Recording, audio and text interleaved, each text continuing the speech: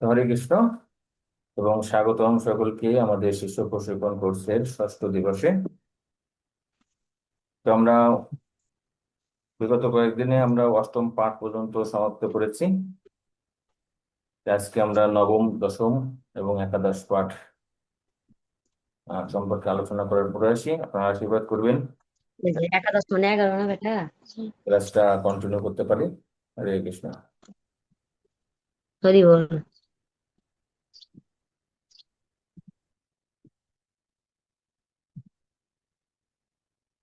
তো গত ক্লাসে আমরা আলোচনা করছিলাম 7 নম্বর পাঠে,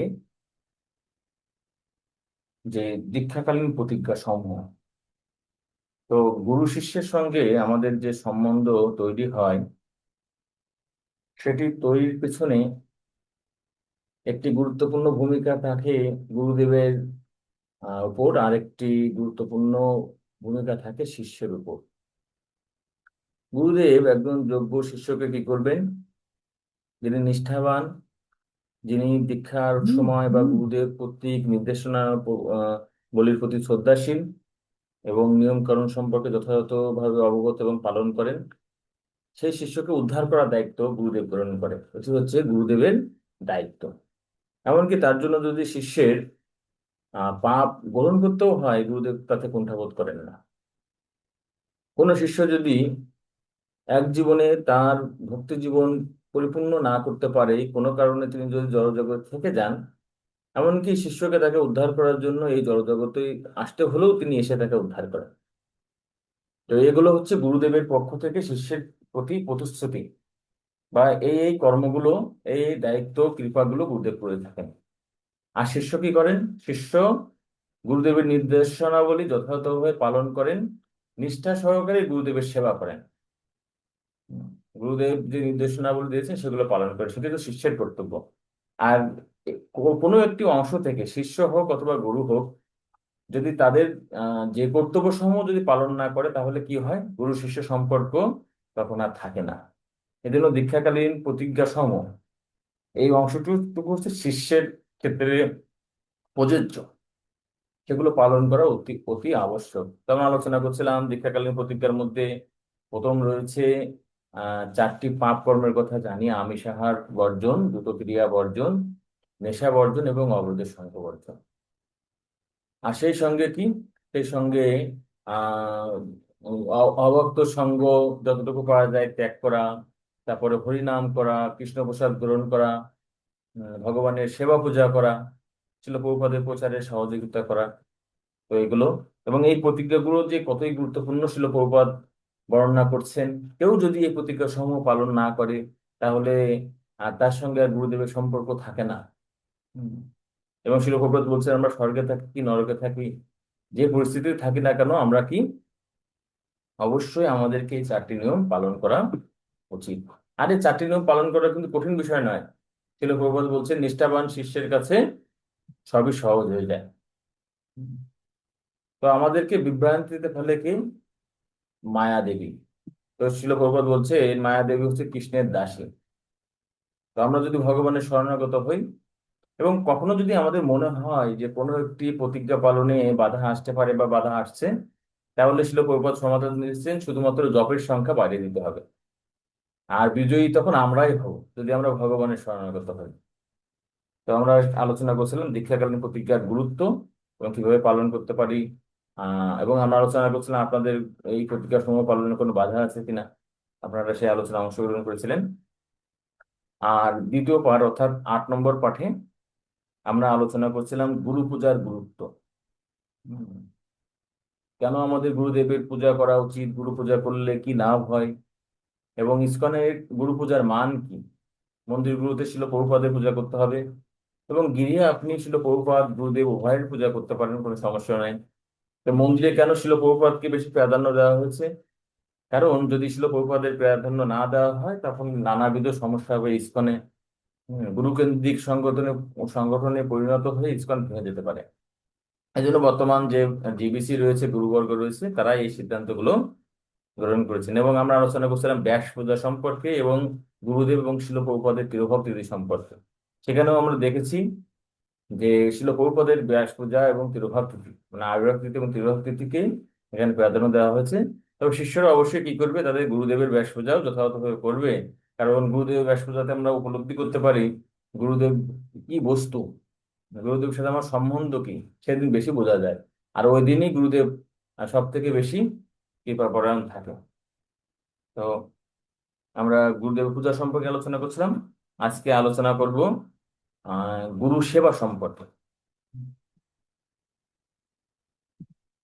তো পার্ট 9 এ সম্পর্কে আলোচনা করেছে আপনাদের বইয়ের 46 পৃষ্ঠা থেকে আজকে মূলত শুরু হবে।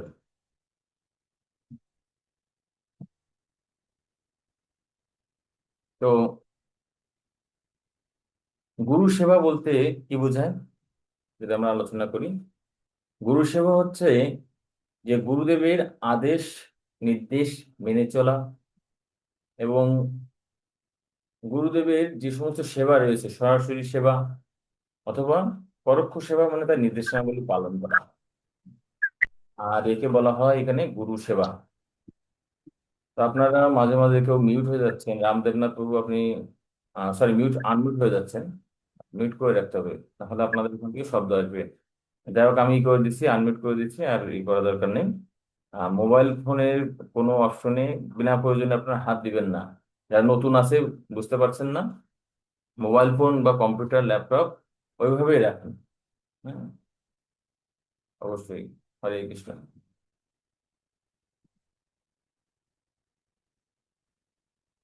তো গুরু সেবার গুরুত্ব সম্পর্কে আমরা কিন্তু পূর্বেও আলোচনা করছি। কারণ আমাদের পারমার্থিক জীবনের যদি অগ্রগতি করতে চাই, সেটা নির্ভর করে কি, গুরুদেবের সন্তুষ্টির উপরে। যেমন আমরা আলোচনা করছিলাম বামন কল্পে, সেখানে সুন্দর একটি শ্লোক রয়েছে, হরের রুষ্টে গুরু তেরাতা, গুরু রুষ্টে ন কর্ষণ, তস্মাৎ সর্বপ্রয়ত্মেন গুরুমেব প্রসাদয়েৎ। যদি শ্রী হরি যদি হন, রুষ্ট হন, তাহলে কি গুরুদেব রক্ষা করতে পারে। বাংলায় সুন্দর একটা শ্লোক আছে যে কৃষ্ণ রুষ্ট হলে গুরু রাখিবারে পারে, গুরু রুষ্ট হলে কৃষ্ণ রাখিবারে পারে।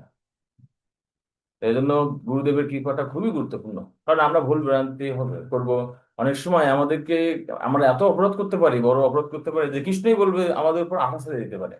কিন্তু গুরুদেব সহজে আশা ছাড়েন না। কারণ গুরুদেব হচ্ছে ভগবান, এমনকি ভগবান থেকেও বেশি কৃপালু। তো আবার গুরুদেবের সেবা সম্পর্কে এখানে বলা হচ্ছে যে ভগবান শ্রীকৃষ্ণ বলছেন, চৈতন্য চৈতামৃতে একটা শ্লোক এখানে বলছে, মোর ভক্ত না পূজে আমায় পূজে মাত্র, দাম্ভিক সে নহে মোর প্রসাদের পাত্র। কেউ যদি বলছে আমার ভক্তকে, কৃষ্ণ বলছেন আমার ভক্তকে হচ্ছে পূজা করে না, আমায় পূজা করে বলে যে না আমি হচ্ছে কৃষ্ণের বড় ভক্ত, ভগবান বলছেন কি যে তিনি হচ্ছে দাম্ভিক, এবং তিনি কখনোই আমার কৃপা লাভ করতে পারবে না। তো শিল প্রভুপাদ একবার কলকাতাতে এক ধনী ব্যবসায়ী হিন্দু ভদ্রলোকের কাছে গিয়েছেন। তো যে বাসার যে কেয়ারটেকার, তাকে বলছেন যে অমুক বাবু কোথায় আছেন। তো তিনি বলছেন যে উনি তো পূজা করছেন, আমি একটু কথা বলে আসি। তো তিনি ওই যে ধনী ব্যবসায়ী, তিনি সন্ধ্যাবেলা গেছেন, তো সন্ধ্যাবেলা পূজা করছেন। তখন তার বাসার কেয়ারটেকার বলছেন যে স্বামী প্রভুপাদ এসেছেন আপনার সঙ্গে দেখা করতে। তো সেই ব্যবসায়ী তখন বলছেন যে স্বামীজিকে বলেন 10 মিনিট অপেক্ষা করতে, কারণ আমি এখন ভগবানের আরাধনা করছি। তো শিল প্রভুপাদ যখন এই সংবাদ শ্রবণ করলেন, তখন তার শিষ্যদের বললেন যে চলো, এখানে আর থেকে লাভ নেই। এবং তিনি তার শিষ্যদেরকে বলছে, ওই যে ব্যক্তিটি একজন সন্ন্যাসী বা ভগবানের ভক্ত, তার দুয়ারে গিয়েছেন, আর তিনি তাকে বসিয়ে রাখছেন। তিনি মনে করছেন যে ভক্তের সেবা থেকে কার সেবা বড়, যে ভগবানের সেবা হয়তো বড়। তা বলছে, সেটা ভগবত বলছেন শিষ্যদেরকে, আসলে এই ব্যক্তিটি প্রকৃত তত্ত্ব সম্পর্কে জানে না। এ হচ্ছে কনিষ্ঠ ভক্ত। তো কনিষ্ঠ ভক্ত কারা? তারা হচ্ছে যে ভগবানের সেবাকে সব থেকে বড় মনে করে। আর ভক্তদেরকে আসলে তারা কোনোভাবেই দাম দেয় না বা গুরুত্ব দেয় না। ঠিক আছে। তো বলছে এই ধরনের ব্যক্তি হচ্ছে কনিষ্ঠ, যে কনিষ্ঠ অধিকারী, সে প্রকৃত তত্ত্ব জানে না। প্রকৃত তত্ত্ব কি, যে ভগবানের সেবা, যখন বৈষ্ণব আসবে কি করা উচিত, শুদ্ধ বৈষ্ণব এরকম, তখন ভগবানের পূজা দরকার হলে বন্ধ রেখে তার সঙ্গে সাক্ষাৎ করে তারপর যে করা উচিত। তখন সেই ভক্ত বলবে, না না না না, তুমি ঠিক আছে, পূজাটা শেষ করো, আমি অপেক্ষা করছি। তার মানে তার অনুমতি না হলো না। বাসায় যদি গুরুদেব যায়, সিনিয়র কোনো বৈষ্ণব যায়, মহারাজ যায়, সন্ন্যাসী যায়, আপনি কি করবেন? হ্যাঁ, দেখা যাচ্ছে অনেক ভক্ত আছে, তারা মহারাজকে স্বাগত জানাচ্ছে, তাকে বসতে দিচ্ছে, যত্ন করছে, গুরুদেবকে যত্ন করছে। তখন আপনি পূজা করছেন, ঠিক আছে, মনে মনে গুরুদেবের কাছ থেকে বা বৈষ্ণবের কাছে আজ্ঞা নিয়ে আপনি পূজাটা কন্টিনিউ করেন। কিন্তু কেউ নেই তাকে স্বাগত, আপনি ভগবানের সেবায় মগ্ন আছেন, এটি যথার্থ নাই। আমরা এখান থেকে দেখতে পেলাম যে আসলে প্রভুপাদের এই লীলার মাধ্যমেও আমরা দেখতে পাই। তো আসলে অনেক বিষয় বলার থাকে, সময় স্বল্পতার জন্য বলতে পারি না। তো একটা আমার প্রিয় একটা লীলা রয়েছে, ছিল নরোত্তম দাস ঠাকুরের জীবনী থেকে আমরা পাই। সেই লীলাটি হচ্ছে, লোকনাথ গোস্বামী যখন নরোত্তম দাস ঠাকুরকে বলছেন যে তুমি যাও বঙ্গে গিয়ে প্রচার করো, এটা হচ্ছে লোকনাথ গোস্বামীর ইচ্ছা। তো নরোত্তম দাস ঠাকুর, শ্যামানন্দ পণ্ডিত, শ্রীনিবাস আচার্য তারা বঙ্গে এসেছেন। তো নরোত্তম দাস ঠাকুর চলে আসছেন খেতুড়িতে। তো রাজবাড়িতে 6টি বিগ্রহ প্রতিষ্ঠা করছেন। আর নরোত্তম দাস ঠাকুর কি করেন, তাদের শিষ্যরা অনেক সময় সেবা করে, নরোত্তম দাস ঠাকুর নিজে অনেক সময় সেবা করে। তো একদিন লোকনাথ গোস্বামী, দুইজন ব্রজবাসী, তারা বঙ্গে আসবেন এখানকার মহাপ্রভুর যে আবির্ভাব স্থলের সমূহ দর্শনের জন্য। তো লোকনাথ গোস্বামী বলছে তোমরা যাবে, সরি, জীব গোস্বামী, সম্ভবত জীব গোস্বামী বলছে তোমরা যাবে, দেখো তো নরোত্তম দাস ঠাকুর কি করছে। তো তোমাদের আমি একটা গোপন একটা কৌশল শিখিয়ে দিই, যার মাধ্যমে আমি বুঝতে পারবো যে সে বৈষ্ণবদের বৈষ্ণব সেবা কেমন করে। কারণ নরোত্তম দাস ঠাকুর যখন ফিরে আসছেন এখানে, তার গুরুদেব তাকে 3টি নির্দেশ প্রদান করে, যে তুমি বিবাহ করবে না, ঠিক আছে, মাথায় হচ্ছে তেল দিবে না, মানে ব্রহ্মচর্য ব্রত পালন করবে, তপস্যা করবে, আর হরিনাম প্রচার করবে, এবং 3 নম্বরটা হচ্ছে বৈষ্ণব সেবা করবে। এই জন্য খেতুড়ি ধামকে বলা হয় হচ্ছে বৈষ্ণব সেবার ধাম। যাই হোক, তো বৈষ্ণব সেবা কেমন করে সেটি দেখতে চেয়েছেন, তার গুরুদেব নির্দেশ পালন করছেন কিনা। তা বলছে তোমরা এমন সময় যাবে ওখানে যখন ভগবানের ভোগ লাগাতে নিয়ে যাবে, তখন গিয়ে বলবি আমরা খুব ক্ষুধার্ত, বৃন্দাবন থেকে আসছি, কয়েকদিন খাইনি, আমাদের এখন আছে খেতে দিতে হবে। তখন নরোত্তম দাস ঠাকুর আসলে দেখবেন যে আসলে কাকে গুরুত্ব বেশি প্রদান করেন। তো নরোত্তম দাস ঠাকুর রান্না করছে, রান্না করার পরে ভোগ সাজিয়ে ভোগ মন্দিরে নিয়ে যাচ্ছেন ভগবানকে ভোগ লাগানোর জন্য। তো ওইভাবে যখন ভোগ লাগাতে যাচ্ছে, তখন নরোত্তম দাস ঠাকুর সাথে দেখা হয়েছে দুইজন ব্রজবাসী ভক্তের। তো তাদেরকে দেখে নরোত্তম দাস ঠাকুর তখন অভ্যর্থনা জানিয়েছেন, এবং তখন তারা বলতেছেন যে আমরা এরকম অনেক দূর থেকে এসেছি, অনেক ক্ষুধার্ত, তো আমরা বেশি সময় থাকতে পারবো না, ক্ষুধায় অনেক কষ্ট পাচ্ছি, আপনি আমাদের কিছু খেতে দেন। তখন উনি চিন্তা করছেন, আলাদা তো কোনো প্রসাদ নেই, তো আমি যদি এখন ভোগ লাগাতে যাই, ভোগ আরতি করতে করতেই তো আধা ঘন্টা 45 মিনিট লেগে যাবে, ভক্তদের কষ্ট হবে। আর ওরাও বলতেছে আমরা বেশিক্ষণ থাকতে পারছি না। তখন তিনি ওই যে ভোগটা ভগবানকে না দিয়ে সরাসরি কাদের সেবা করিয়েছেন, ওই ভক্তদের সেবা করিয়েছেন। আর তারপর আবার সেই রান্নাঘর পরিষ্কার করছেন, করছেন, বৈষ্ণবদের সেবার পরে আবার রান্না করছে। বিকাল 3টা 4টা বেজে গেছে, দুপুরের হচ্ছে ভোগ লাগাতে ভগবানের। আর গৌরনীতাই, গৌরাঙ্গ প্রভু তখন রাতে নরোত্তম দাস ঠাকুরের স্বপ্নে আসছেন। নরোত্তম দাস ঠাকুর স্বপ্নে এসে বলছে, নরোত্তম, আমার ভক্তের সেবা একবার হয়ে গেলে আমাকে আর আলাদাভাবে ভোগ লাগাতে হয় না। ঠিক আছে, ভক্ত যদি আহ, আমার মানে আমার নৈবেদ্য গ্রহণ করে, ভোগ গ্রহণ করে, তাহলে আমার এমনিতেই সেবা হয়ে যায়, আমি আরো বেশি সন্তুষ্ট হই। তো এই যে এটার মাধ্যমে কিন্তু আমরা এটা কিন্তু নরোত্তম দাস ঠাকুরের জীবনী থেকে বুঝতে পারি। আমরা এর থেকে বুঝতে পারি যে গুরু সেবাটা আসলে কত গুরুত্বপূর্ণ একটি বিষয়। হুম। তো এরকম যাই হোক, এই সমস্ত বিষয়ে আমরা আগে আরো আলোচনা করেছি। হম। তো এখন আপনাদের আহ, বইয়ের 46 পৃষ্ঠায় দেখেন প্রথম একটা টেবিল রয়েছে। এই টেবিলটা আপনাদেরকে লিখতে হবে। তো আমরা এখনই লিখবো এখানে থেকে। তো এখানে বলা হচ্ছে কি কি উপায়ে আমরা গুরুদেবের সেবা করতে পারি। আরেকটি অংশে রয়েছে কি কি উপায়ে আমরা ইসকনের সেবা করতে পারি।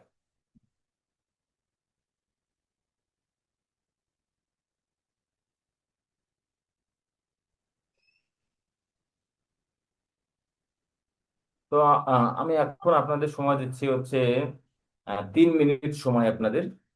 আপনারা হচ্ছে প্রত্যেকে করেন, একটা দুইটা করে লেখেন যতটুকু পারেন, কি কি উপায়ে আমরা ইসকনের সেবা করতে পারি, কি কি উপায়ে আমরা আহ গুরুদেবের সেবা করতে পারি এ সম্পর্কে।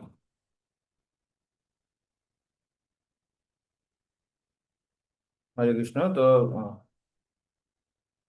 অনেক সময় হয়েছে, এখন আপনারা বলেন যে কিভাবে আমরা, প্রথমে বলেন কিভাবে আমরা গুরুদেবের সেবা করতে পারি। হ্যাঁ প্রভু, উজ্জ্বল প্রভু বলেন কিভাবে গুরু সেবা করতে পারি।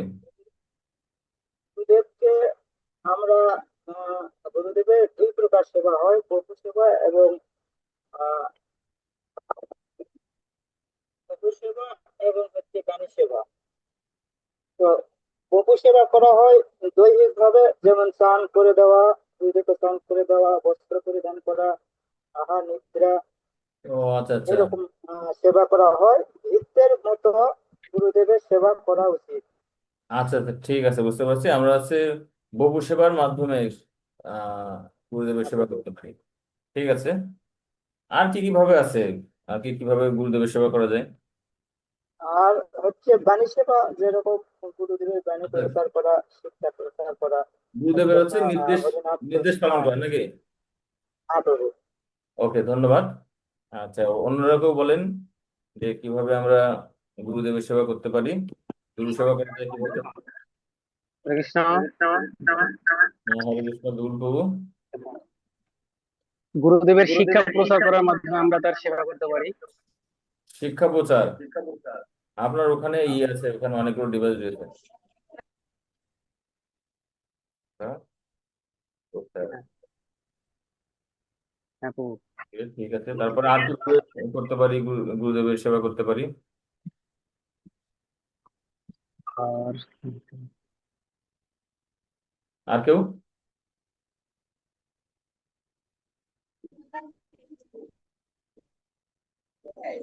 হরে কৃষ্ণ প্রভু।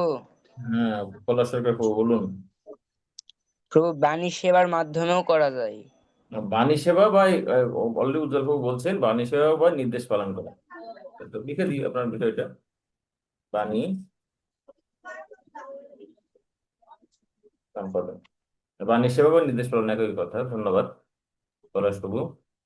আর কিভাবে পালন করতে পারি, বা আর কিভাবে গুরুদেবের সেবা করতে পারি আমরা।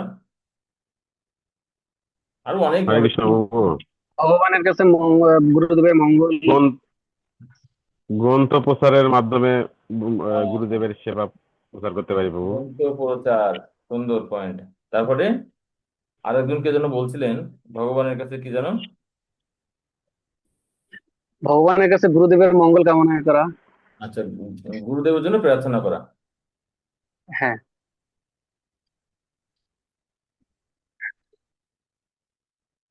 প্রার্থনা করা, ওকে।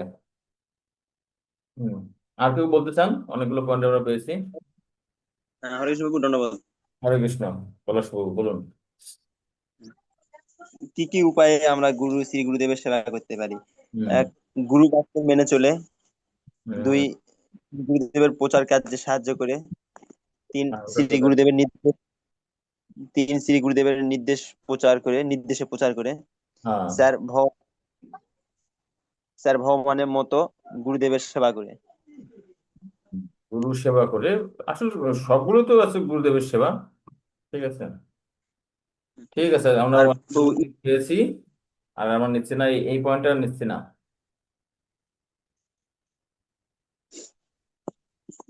ওকে, এখন আপনারা বলেন কি কিভাবে আমরা ইসকনের সেবা করতে পারি। হ্যাঁ, হরে কৃষ্ণ বাবু, হ্যাঁ বলেন। ইসকনের নিয়ম মেনে চলে। উম, রীতিমালা হ্যাঁ, মানলাম, বিধি- পালন হরে কৃষ্ণ প্রভু। হ্যাঁ বলেন। আমরা আমরা অর্থ দিয়ে ইসকনের প্রচার কাজে সেবা করতে পারি। ডোনেশন করে, হ্যাঁ। ডোনে তারপর হচ্ছে গ্রন্থ প্রচার করে আহ, সেবা করতে পারি। সুন্দর। গ্রন্থ প্রচার, গ্রন্থ প্রচার। আর কিভাবে করা যায়? অন্য কেউ নতুন পয়েন্ট যেগুলো আসবে বা আপনার বিষয়বস্তুর হয়তো সরাসরি অথবা কাছাকাছি যে উত্তরগুলো আসবে তার বাইরে বলবেন, নতুন পয়েন্ট গুলো বলেন। হরে কৃষ্ণ। হ্যাঁ, হরে কৃষ্ণ বাবু। ইসকন হুম। ভক্তদের বিভিন্ন ভাবে সাহায্য করে। ভক্তদের সাহায্য করা, হ্যাঁ বাবু, ভক্তদের সাহায্য করে। সুন্দর পয়েন্ট। আর আর কিভাবে ইসকনের সেবা করা যায়? হরে কৃষ্ণ বাবু। আর হরে রান্নার মাধ্যমে সেবা করা যায়। হ্যাঁ, রান্না রান্না খুবই গুরুত্বপূর্ণ সেবা। রান্না করার মাধ্যমে বাবু। রান্না করা, সুন্দর। কবুল মনে হয় ভালো, মনে হয় ই করেন, রান্না করেন, ভোগ রান্না করেন, মনে হয় ভালো। রান্না করে প্রতিদিন। আচ্ছা, আর কোনো পয়েন্ট? আর দুইটা পয়েন্ট বলেন, তাহলে সাতটা সাতটা হয়ে যাবে। হরে কৃষ্ণ বাবু। হরে কৃষ্ণ। আহ ভক্তদের মাঝে জপমালা বিতরণ এবং হরিনাম প্রচার করেও স্কুলে সাহায্য করা যায়। প্রচার করাই লিখি, প্রচার করা। হ্যাঁ বাবু। অবশ্যই আর একটা পয়েন্ট বলেন কেউ, লাস্ট পয়েন্ট আপনাদের কাছ থেকে প্রার্থনা করছি।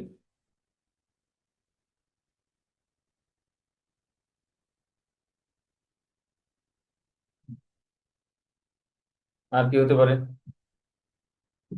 আচ্ছা, ঠিক আছে, যদি না থাকে তাহলে আমরা এইগুলোই আলোচনা করি। তো এখানে দেখেন আপনারা বলছেন যে গুরুদেবের বহু সেবা বা শারীরিক সেবা, তারপরে গুরুদেবের নির্দেশ পালন করা বা বাণী সেবা, গুরুদেবের শিক্ষা প্রচার করা, গুরুদেবের গ্রন্থ সমূহ প্রচার করা, গুরুদেবের জন্য ভগবানের কাছে প্রার্থনা করা, গুরুদেবের আদেশ নির্দেশ পালন করা বা বাক্য পালন করা, আর ভগবানের মতো সেবা করা, এগুলো হচ্ছে আপনারা আপনারা গুরু সেবা করা যায় আমাদের, বা আরো অনেকভাবে করা যায় গুরুদেবের সেবা। আর ইসকনের সেবা করতে পারি যে কিভাবে আমরা, যে ইসকনের যে বিধি নিয়মগুলো রয়েছে, চারটি নিয়ম সহ অন্যান্য যেগুলো আছে সেগুলো পালন করা, তারপরে ইসকনের টাকা দেওয়া বা ডোনেশন দেওয়া, ভগবানের সেবার জন্য, প্রচারের জন্য গ্রন্থ প্রচার করা, তারপরে ভক্তদের সাহায্য করা, রান্না করা, প্রচার করা, যাই বলেন না কেন। তো দেখেন তো, এই যে দুইটা সেবার মধ্যে কি কোথাও কোনো মিল আছে? কোন কোন পয়েন্টগুলো মিল রয়েছে বলুন তো? গ্রন্থ প্রচার করায় মিল রয়েছে প্রভু। গ্রন্থ প্রচার। তা গ্রন্থ প্রচারে মিল পেয়েছি একটু, আমাকে একটু সময় দিবেন। ওকে, তো আমরা এখান থেকে পেলাম কি? গ্রন্থ পালন প্রচার, করা, সেবা সম্পাদন, বিধিমালা পালন। বিধিমালার সাথে কার মিল মিল রয়েছে? 2 নম্বর প্রভু, ওই 1 আর 2। ও আচ্ছা আচ্ছা, ঠিক আছে, সুন্দর পয়েন্ট। তো একটু দাঁড়ান, একটু ই করে নি, বোল্ড করে নি, একটু বুঝতে সুবিধা হবে।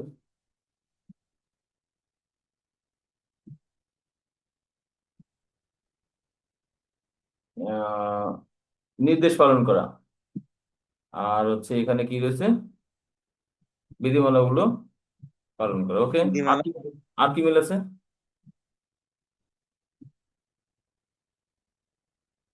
এখানে গুরুদেবের শিক্ষা প্রচার করা, আর ইসকনের সেবা কি রয়েছে? প্রচার করা, তাই তো?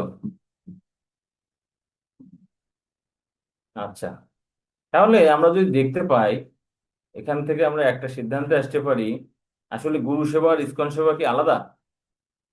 আপনার কি মনে হয় বলুন তো? প্রভু একই সেবা প্রভু, গুরু সেবা আর ইসকনের সেবা একই একই। সেবা প্রভু। একই সেবা? হ্যাঁ হ্যাঁ প্রভু। প্রভু। তাহলে যদি আপনি মন্দিরে এসে রান্না করেন, মনে করেন মন্দিরে এখন সামনে আমাদের ই রয়েছে, রথযাত্রা অনুষ্ঠান রয়েছে, রথের দিন আপনি 5,000 ভক্তের রান্না করতেছেন, এটা কি, এটা তো ইসকনের সেবা হয়ে গেল না? নাকি এটা উম, গুরুদেবেরও সেবা? কি হবে বাবু? এটা তো গুরুদেবের নির্দেশ মতে করা হয় প্রভু। হ্যাঁ, কিন্তু সেবা তো করতেছেন মন্দিরে, ইসকন মন্দিরে।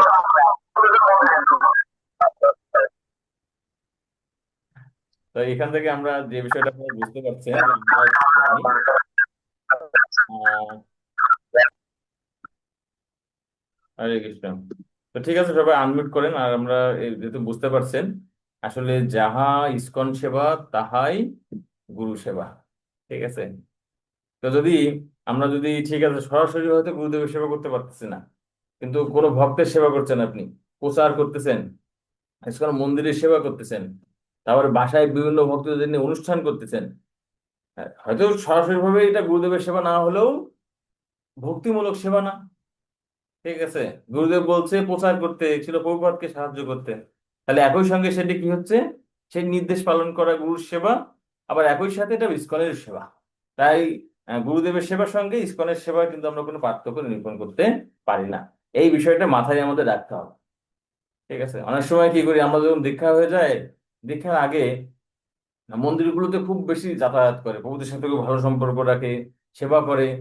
ঠিক আছে, আমার এই হয় কি, দীক্ষা হয়ে গেলে না, আমি তো 16 মালা জপ করতেছি, 4টি বিধি নিয়ম পালন করতেছি, সব কিছু করতেছি, আর কত সেবা করবো মন্দিরে।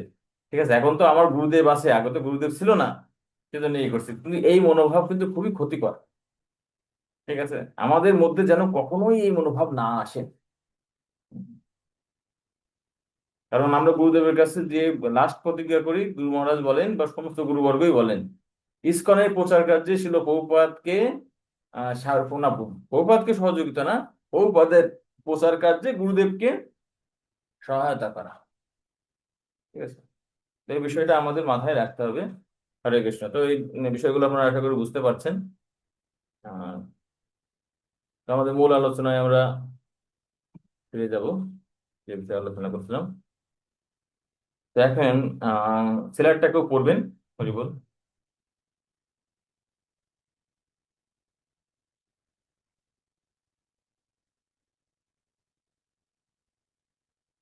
হরে কৃষ্ণ প্রভু। গুরু সেবা। হরে শ্রী কৃষ্ণ প্রভু। চৈতন্য গুরু শ্রী সেবা। চৈতন্য শ্রী চৈতন্য মহাপ্রভু ভক্তদের প্রধান বক্তব্য হচ্ছে যে পৃথিবীর প্রতিটি নগরে গ্রামে কৃষ্ণভক্তি প্রচার করা। তার ফলে মহাপ্রভু সন্তুষ্ট হবেন। নিজের ইন্দ্রিয় তৃপ্তি সাধনের জন্য যা ইচ্ছা তাই করা উচিত নয়, তাই প্রাপ্ত হয়েছি এ বেশি দান যাতে সে শ্রী চৈতন্য মহাপ্রভুর বাণী প্রচার করতে পারে। হরি বল। হরে কৃষ্ণ। তো এখানে যেটি বলা হচ্ছে, শ্রী চৈতন্য মহাপ্রভুর ভক্তদের প্রধান কর্তব্য। তো আমরা যারা মানে এখানে সকলের কথা বলছে, সকল শিষ্য সকল ভক্তের কথা বলছে, পৃথিবীর প্রতিটি নগরে ও গ্রামে কৃষ্ণ ভক্তি প্রচার করা, তার ফলে মহাপ্রভু সন্তুষ্ট হবে। তাই মহাপ্রভু সন্তুষ্ট বিধান ছিল, প্রভুপদের সন্তুষ্ট বিধান এবং গুরুদেব সন্তুষ্ট বিধানের জন্য আমাদের কৃষ্ণ ভক্তি প্রচার করা উচিত। নিজের ইন্দ্রিয় তৃপ্তি সাধনের জন্য যা ইচ্ছা তাই করা উচিত নয়। এই আদেশ গুরু পরম্পরা ধারায় আমরা প্রাপ্ত হয়েছি, এবং গুরুদেব তার শিষ্যকে এই আদেশই দান করেন, যাতে সে শ্রী চৈতন্য মহাপ্রভুর বাণী প্রচার করতে পারে। তো শিল প্রভুপাদ এখানে কি বলছেন, যে আহ, মানে সাধারণ যে সেবা, গুরু সেবা, সেটা কি প্রচার করা, সকল শিষ্যের কর্তব্য। অনেক সময় ভাবি প্রচার করবে কি, যে মন্দিরের ভক্তরা, কিন্তু প্রকৃতপক্ষে মহাপ্রভুর যে বাণীগুলো সেগুলো বেশি প্রচার করছে কারা? বেশি প্রচার করছে কিন্তু গৃহস্থ ভক্তরা। আপনি দেখেন, বলছেন শোনো শোনো নিত্যানন্দ, শোনো হরিদাস। ঠিক আছে, নিত্যানন্দ প্রভু তিনি গৃহস্থ, অদ্বৈত আচার্য তিনি গৃহস্থ, শ্রীবাস পণ্ডিত তিনি গৃহস্থ, এরা সকলে গৃহস্থ না? আর যারা হচ্ছে ত্যাগী সন্ন্যাসী ব্রহ্মচারী, তারা কি করে? যেমন শ্রী রূপ গোস্বামী, সনাতন গোস্বামী, তারা বৃন্দাবনে এক জায়গায় থাকবে, সাধন ভজন করবে, সিদ্ধান্ত প্রদান করবে, শাস্ত্র গ্রন্থ রচনা করবে। প্রচার মূলত করে হচ্ছে গৃহস্থ ভক্তরা। তো কি গৃহস্থ, কি হচ্ছে সন্ন্যাসী, কি ব্রহ্মচারী, সকলেরই প্রচার করা উচিত। সেটা প্রভুপাদ বলছেন, সরি, সেটা ভক্তি সিদ্ধান্ত সহসাগর প্রভুপাদ বলছেন, প্রাণ আছে যেহেতু সেহেতু প্রচার। আমরা কেন প্রচার করব? কারণ আমাদের প্রাণ আছে, আমাদের জীবনকে সফল করার জন্য আমাদের প্রচার করা উচিত। তাই প্রত্যেককেই আমাদের এই কৃষ্ণ ভক্তি প্রচার করতে হবে। এখানে বাকি অংশে শিল ভগবত বলছেন, তাই প্রতিটি শিষ্যের কর্তব্য সদ্গুরুর নির্দেশ অনুসারে সারা পৃথিবী জুড়ে চৈতন্য মহাপ্রভুর বাণী প্রচার করা। এটা আমাদের অবশ্যই কর্তব্য।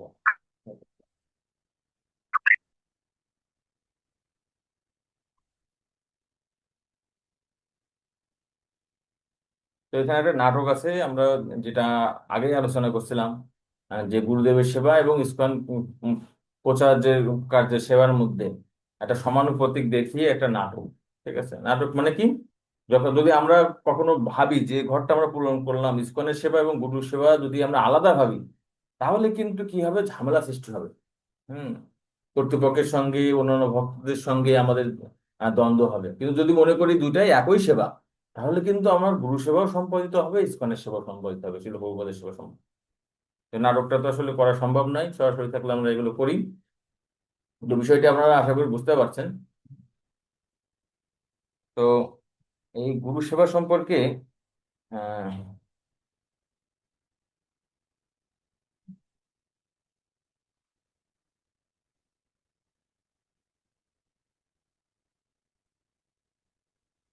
শিল প্রভুপাদ এখানে বলছে, তুমি লিখেছো যে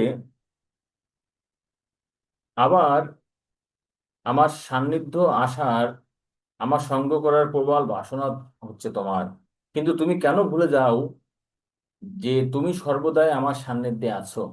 আমার প্রচার কার্যে যখন তুমি সাহায্য করবে, আমি সবসময় তোমার কথা চিন্তা করব, আর তুমিও আমার কথা সবসময় চিন্তা করবে। আর তখনই তুমি অনুভব করবে যে সেটাই হচ্ছে প্রকৃত সঙ্গ। তো গুরু সেবা করা বা গুরুদেবের আদেশ পালন করা আর একটা সুবিধা কি, যদি আমি গুরুদেবের আদেশ পালন না করি, গুরুদেবের সেবা না করি, গুরুদেবের সেবা মানে কি, সব সেবা এক কথায়। তো এগুলো যদি আমরা যদি পালন করি কি হবে, আমি কিন্তু গুরুদেবের উপস্থিতি কিন্তু অনুভব করতে পারবো। ঠিক আছে, কারণ আমার কি কোনো শক্তি আছে? আমার তো কোনো শক্তি নেই সেবা করার। এবং আলটিমেটলি যখন আমার অহংকার আসে যে না আমি অনেক কিছু করছি, দেখবেন তখনই সেবায় হচ্ছে বিঘ্ন আসে বেশি, ভক্তি জীবনে সব জায়গায় প্রতিবন্ধকতা আসে। আর যখন আমি মনে করি যে আমার কোনো যোগ্যতা নেই, ঠিক আছে, গুরুদেবের কৃপাই আমার একমাত্র সম্বল, তখন দেখবে যে গুরুদেবের কৃপা কোথা থেকে আসছে, কিভাবে যে সম্পাদিত হচ্ছে, সেটা আমরা বুঝতে পারি না। তো একবার কি হয়েছে যে আহ মধুসূদন দাদার গল্প আমরা শুনেছি। ঠিক আছে, তো সেখানে আহ, ওই একজন শিষ্য প্রদান করে কি, একজন শিষ্য প্রদান করে হচ্ছে দই, তাই না? তো যিনি দই প্রদান করছেন, গুরুদেব বলছে এটা কি সম্ভব যে এই ছোট এক পাত্র দই দিয়ে এই এত শ্রাদ্ধের এত লোককে খাওয়ানো যাবে? তো তিনি বলছেন যে গুরুদেব আপনি কৃপা করেন, ঠিক আছে, আপনার কৃপা থাকলে ওই সবই সম্ভব হবে। কিন্তু দই আর শেষ হয় না, তাই না? তো এটাই আছে, গুরুদেবের কৃপা থাকলে সকল কিছুই মানে সুলভ হয়ে যায়। তাই এখানে যে বিষয় রয়েছে, যখনই আমরা গুরুদেবের সেবা করব কি করব, গুরুদেবের সঙ্গে আমরা আর বিচ্ছিন্ন হই না। তো শিল প্রভুপাদ এখানে বলছেন, তুমি কেন ভুলে যাও যে তুমি সর্বদাই আমার সান্নিধ্যে আছো। আমার প্রচার কার্যে যখন তুমি সাহায্য করবে, আমি সব সময় তোমার কথা চিন্তা করব, আর তুমিও আমার কথা সব সময় চিন্তা করবে। আর তখনই তুমি অনুভব করবে যে সেটাই প্রকৃত সঙ্গ। ঠিক আছে, সঙ্গ করার জন্য গুরুদেবের কাছে যাওয়ার কোনো প্রয়োজন হয় না। তো আপনারা আপনাদের বইয়ের আহ, যে 46 পৃষ্ঠায় একটা ঘর রয়েছে, এই ঘরটি এবং 47 পৃষ্ঠায় আহ, যে ঘর রয়েছে, 47 পৃষ্ঠার ঘরটা আমরা এখনই আলোচনা করি। তো এই বিষয়টা খুবই গুরুত্বপূর্ণ আমাদের ক্ষেত্রে। উম, ইসকনের সেবার সঙ্গে এবং গুরুদেবের সেবার সঙ্গে কিছু সংঘর্ষ আমাদের হয় ব্যক্তি জীবনে। তো আপনারা বলবেন যারা এখানে আছে, 47 পৃষ্ঠার যে ঘরটা রয়েছে, গুরুদেবের প্রতি দায় দায়িত্ব ছাড়াও আমাদের আর কি কি দায়িত্ব রয়েছে, তার একটা তালিকা প্রণয়ন করুন। তো আপনারা একটা কাজ করেন, এটা লিখতে হবে না, আপনারা বলেন। ঠিক আছে, আর আমি এটা চেষ্টা করছি আপনাদের এসে লিখে দেওয়ার জন্য, এখানে লিখে দিব।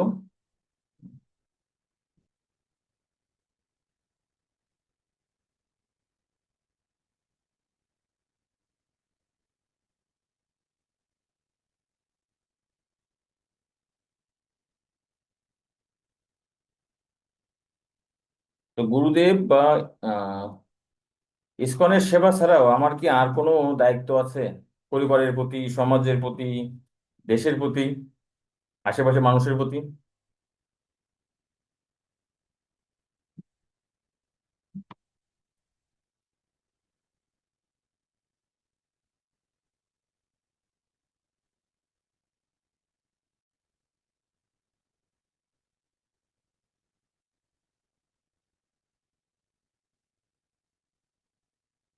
বলেন যে আমাদের গুরু সেবা ছাড়াও আমাদের আর কি কি দায়িত্ব আছে, আনমিউট করে বলবেন প্লিজ।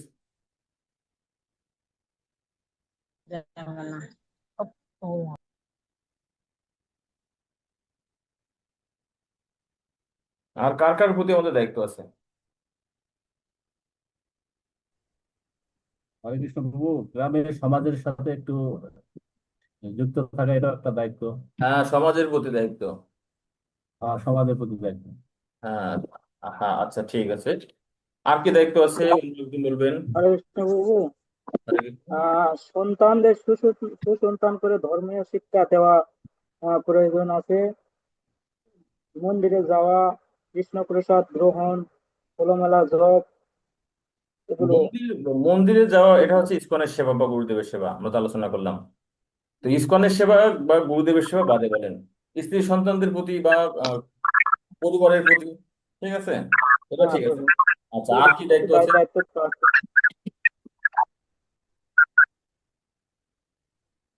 হরে কৃষ্ণ বাবু, হরে কৃষ্ণ। আত্মীয় স্বজনদের ভক্তি জীবনে নিয়ে আসার জন্য চেষ্টা করা। সুন্দর। তো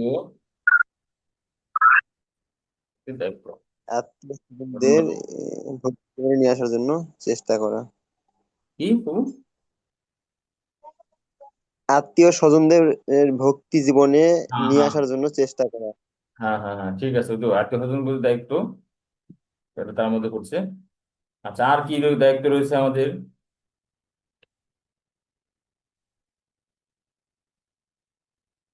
আর দুইটা পয়েন্ট বললেন, আর কিছুর প্রতি দায়িত্ব রয়েছে? যেমন হচ্ছে কর্মক্ষেত্রের প্রতি দায়িত্ব আছে না? কর্মক্ষেত্রে বিভিন্ন ধরনের ই থাকে, অনেকে চাকরি করে।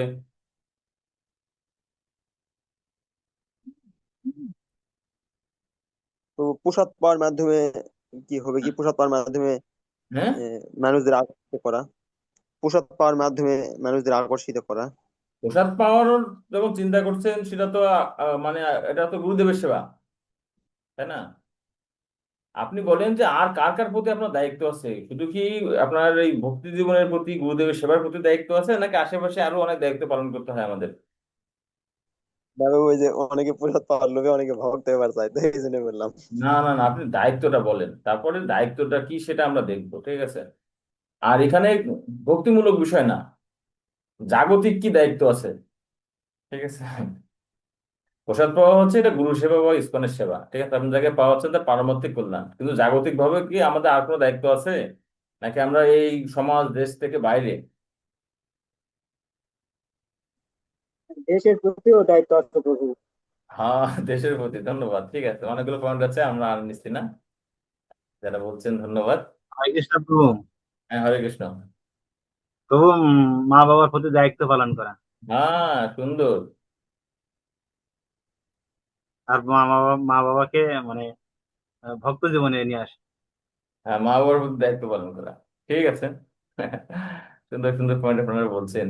তো আমরা এই বিষয়গুলো একটু আলোচনা করি। দেখেন, পরের ঘরে এখানে দিচ্ছে সঙ্গতি বজায় রেখে গুরুদেব ও অন্যদের প্রতি দায়িত্ব পালন করতে গিয়ে আমরা যেসব বাধা বিপত্তির সম্মুখীন হই তা সমাধানের পরামর্শ দিন। তো গুরু সেবা ছাড়াও আমরা যদি প্রথমটা যদি ধরি, সমাজের প্রতি দায়িত্ব রয়েছে, কি দায়িত্ব রয়েছে? তো আমরা হচ্ছে মানুষ হচ্ছে সামাজিক জীব, তাই না? তো আমরা যদি সমাজ থেকে বিচ্ছিন্ন হয়ে যাই বা সমাজের প্রতি সমস্ত দায় দায়িত্ব যা কিছু আছে সবকিছু ত্যাগ করি, তাহলে সমাজও কিন্তু আমাদেরকে ত্যাগ করে দিব। যেমন কি, ধরেন একটা উদাহরণ দিই। আপনি ভক্তি ভক্তি জীবনে আসার পূর্বে কি করতেন? হয়তো দুর্গা পূজা, কালী পূজা, অষ্টপ্রহর বা আপনাদের এলাকার যে অনুষ্ঠানগুলো তো হয়, তো সেখানে কিছু ডোনেশন করা লাগে না আপনার? যে আপনারা হয়তো একটা গ্রামে আছেন, 20টা ঘর, সবার কাছ থেকে হয়তো 500 টাকা বা সামর্থ্য অনুসারে কারো কাছে বেশি নাই 1000 টাকা, এভাবে করে টাকা তুলেই তো এই সমস্ত অনুষ্ঠান বা ধর্মীয় যে আনুষ্ঠানিকতাগুলো আছে সেগুলো তো উদযাপন করে। তো সেক্ষেত্রে কি উম, এইরকম কিছু সমস্যা চলে আসে না, যে আমি কি করবো, এখন তো ভক্ত হয়েছি, আমার টাকাগুলো তো কৃষ্ণের টাকা, তো সেখানে তো তারা পূর্ণরূপে তো কৃষ্ণ সেবায় লাগায় না, তাহলে আমি সেখানে দান করব কি করব না, বলেন? এই বিষয়ে তো আপনাদের অভিজ্ঞতা বেশি থাকার কথা। তা আপনারা বলবেন যে আহ দুর্গাপূজা বা কালী পূজা এই অনুষ্ঠানে আপনি কি দান করবেন নাকি করবেন না? হরে কৃষ্ণ বাবু, মানে ইচ্ছা না থাকলেও মানে দিতে হয় পরিবেশ অনুযায়ী, কারণ সামাজিকতা বজায় রাখার জন্য দিতে হয়। আর হচ্ছে বাকিরা আমাদের কি করণীয়? এই সমস্ত সামাজিক অনুষ্ঠানে কি আমাদের যে ডোনেশন গুলো কি করা উচিত নাকি করা উচিত না?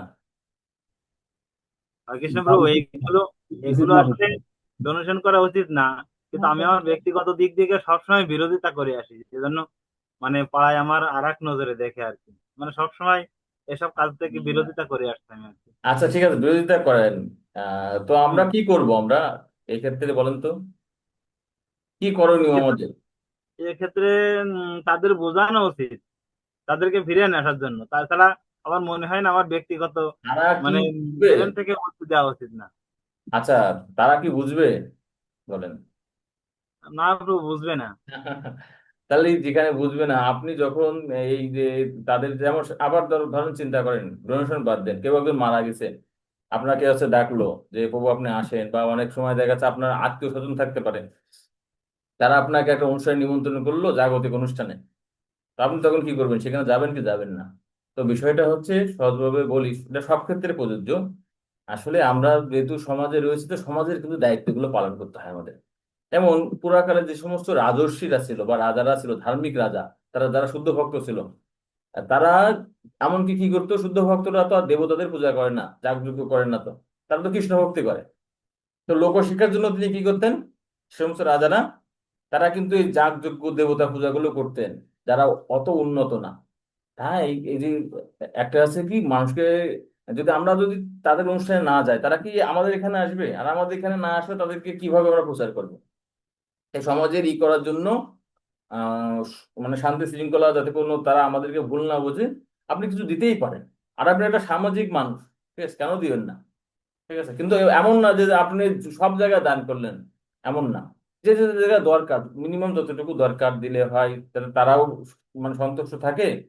এই না, অনেক জায়গায় দেখবেন এই মানে এই জিনিসটাকে, এই তত্ত্বটাকে না বোঝার জন্য ভক্তরা মানে আশেপাশের মানুষদের সাথে সম্পর্কটা খারাপ করে ফেলে। আর এই জন্য ইসকন ভক্তদেরকে অনেকে নিন্দা করে। কিন্তু আমাদের সামঞ্জস্য বজায় রাখা উচিত। অনেক ক্ষেত্রে দেখা যায় যে পরিবারের অন্যান্য সদস্যদের ক্ষেত্রে, যেমন ছেলে মেয়েরা ভক্ত হচ্ছে না, আচ্ছা ঠিক আছে, তারা বাইরে আছে, তোমার দেবো না, টাকা দিব না। আবার অনেক ক্ষেত্রে উল্টোটাও হয়, আমাদের ভার্সিটিতে আমরা দেখছি, ছেলে মেয়ে এখানে এসে ভক্ত হয়েছে, আমাদের ক্লাসগুলো শুনে বা আমাদের কোর্স ক্যাম্পগুলো করে বাসা থেকে তাদেরকে চাপ দেয় যে তোমরা হচ্ছে ভক্ত হয়ে না। ঠিক আছে, তো আমাদের ক্ষেত্রে কি, পিতা মাতা মাছ মাংস খায় মনে করেন, তা আপনি কি তাকে দিবেন না, ভরণ পোষণের জন্য টাকা দিবেন না? অনেক ক্ষেত্রে না, তোমরা মাছ মাংস না খেলে আমরা এই করবো না, ভরণ পোষণ করবো না। তখন পিতা মাতা তখন নালিশ করে, সমাজে যারা মাথা থাকে, যে দেখো এদেরকে মানুষ করলাম, করলাম, এখন তারা নিরামিষ খায়, আমরা খাই না, আমাদের ভরণ পোষণ দিচ্ছে না।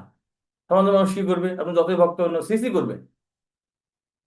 যেই ইসকনের ভক্তরা পিতা মাতাকে খাইতে দেয় না, এখন নিজেরা নিজেরা তো আমরা খাই না, তাদের মাছ মাংস যারা হচ্ছে ভোজন করেন পিতা মাতার হাতে খায় না, সেই একটা মানুষ হচ্ছে একটা ছাড়াই, প্রকাণ্ড ছড়ায়। তো এইভাবে আহ, কর্মক্ষেত্রে আপনি যাবেন, ঠিক আছে, যেমন ধরবো না ছুবো না এরকম করলে কি করবে? আপনাকে ভালোবাসবে কেউ? হবে না, তখন তো ব্যবসা বাণিজ্য কিছুই করতে পারবেন না। তাই আসলে এই ভক্তি জীবন কিন্তু আমাদেরকে কিন্তু কিন্তু বিচ্ছিন্নতাবাদী করে দেয় না। হ্যাঁ, আমরা ওই জনসংঘ বা হচ্ছে যে সমস্ত মানুষ অভক্ত সঙ্গ যতটা ত্যাগ করব, করা উচিত, ভালো। কিন্তু কর্মক্ষেত্রে, সামাজিক ক্ষেত্রে, অন্যান্য ক্ষেত্রে আমাদের এর মধ্যে সামঞ্জস্যতা পূর্ণ করতে হবে। যেমন গুরু সেবা, ইসকন সেবার মধ্যে বা বা হচ্ছে গুরুদেবের নির্দেশ, কর্তৃপক্ষ নির্দেশের মধ্যে আমরা সামঞ্জস্য বিধান করি না, ঠিক তেমনি এই হচ্ছে ইসকনের সেবা বা গুরুদেবের সেবার সঙ্গে জাগতিক যে সেবাগুলো রয়েছে, এই সেবার মধ্যেও আমাদের সামঞ্জস্যতা করা উচিত। আর সেক্ষেত্রে কি, আমাদের বুদ্ধিমত্তার আশ্রয় গ্রহণ করতে হবে। আর কৃষ্ণ তখন বুদ্ধি দিবে যে কার সঙ্গে কিভাবে আচরণ করলে আমার গুরু সেবা বিঘ্ন হলো না, আবার সেই ব্যক্তিটাও যেন কষ্ট না পায়। ঠিক আছে, তো আশা করি বিষয়টা আপনারা বুঝতে পারছেন। এই হচ্ছে দুইটা ঘরের হচ্ছে এই বিষয় আর কি। অবশ্যই সামঞ্জস্যতার বিধান আমাদের করতে হবে।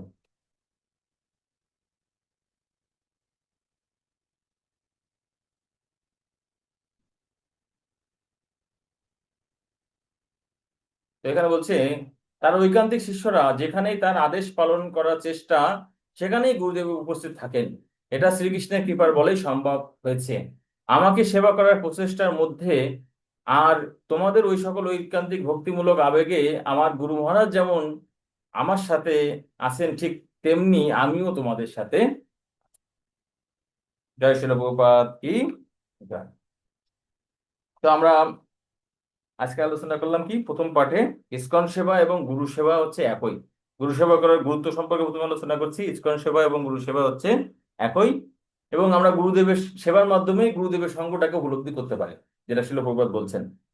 আর এছাড়াও আমাদের গুরুদেবের প্রতি দায়িত্ব ছাড়াও আমাদের আর একটি দায়িত্ব আছে কি, যে আশেপাশের সমাজ, পরিবার, দেশের প্রতি, মানুষের প্রতি, সবার প্রতি কিন্তু আমাদের দায়িত্ব আছে। সেই জন্য প্রত্যেকটা বিষয়ের সঙ্গে সামঞ্জস্যতা বিধান করতে হবে।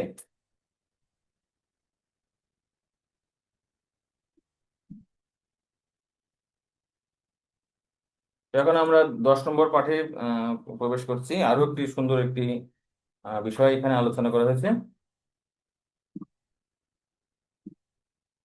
10 নম্বর পাঠ, সেটা হচ্ছে গুরু সেবা তো করব, আমরা আলোচনা করলাম তার গুরুত্ব বা বিষয়গুলো। এখন আমরা আলোচনা করবো যে গুরু সেবাও আবার কি কয় প্রকার আছে। গুরু সেবা হচ্ছে 2 প্রকার আছে, সে সম্পর্কে আলোচনা করবো। খুব সুন্দর একটি পাঠ। জয় চিত্তন মহাপ্রভু ভগবান কি জয়।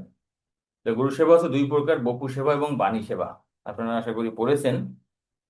তো এখানে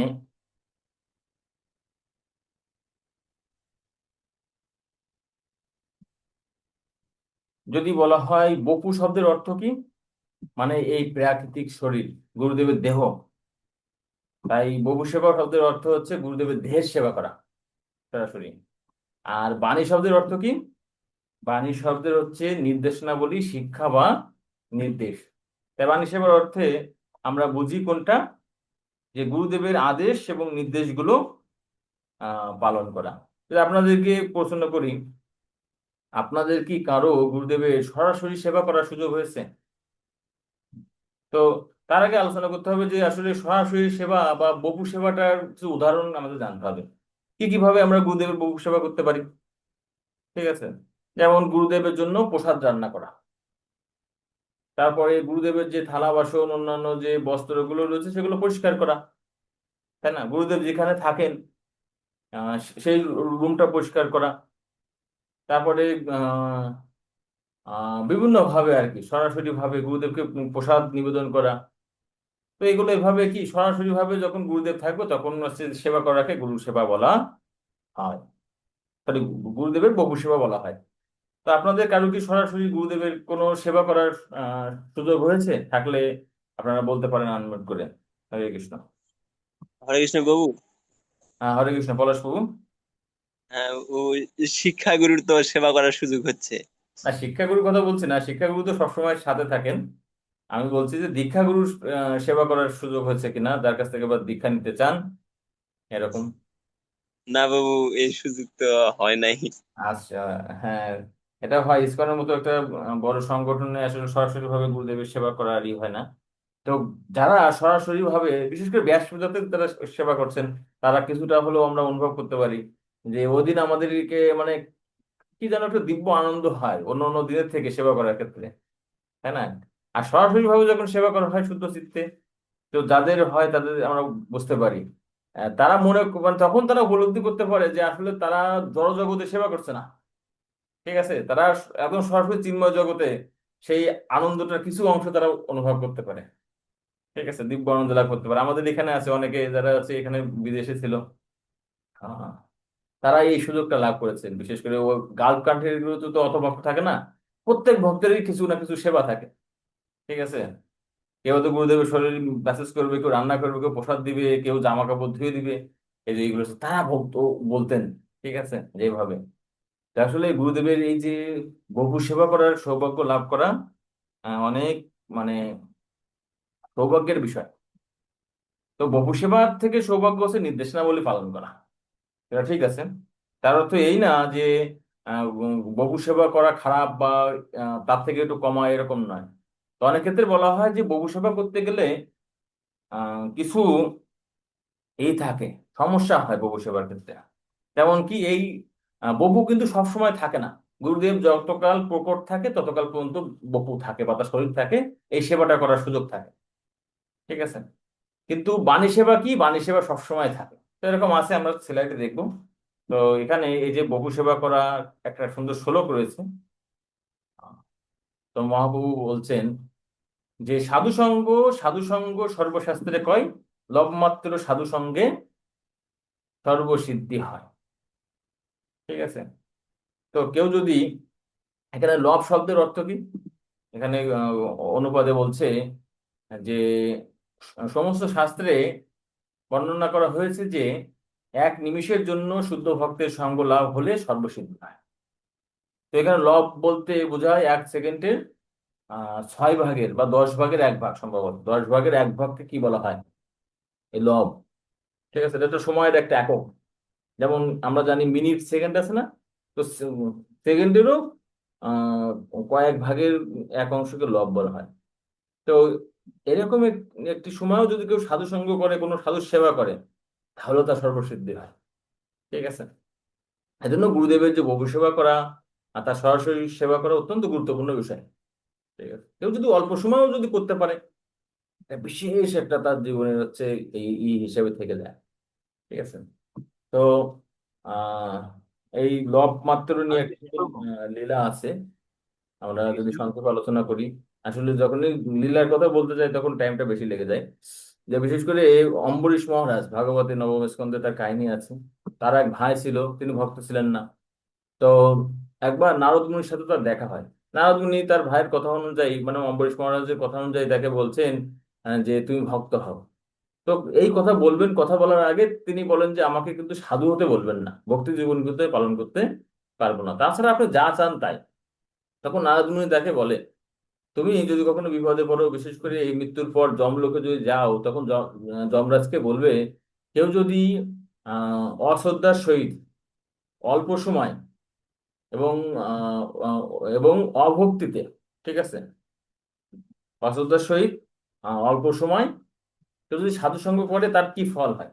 যত সময় মারা যায়, তিনি যমলোকে যান, তাকে শাস্তি দিবে। তখন যমরাজকে বলেন যে কেউ যদি অল্প সময় অশ্রদ্ধার সহিত যদি সাধু সঙ্গ করে তার কি ফল হয়। তখন যমরাজ বুঝতে পারছেন না, সাধু সঙ্গ তো মহাফল হয়, এত অল্প সময় অশ্রদ্ধার সহিত করলে কি ফল দিবেন।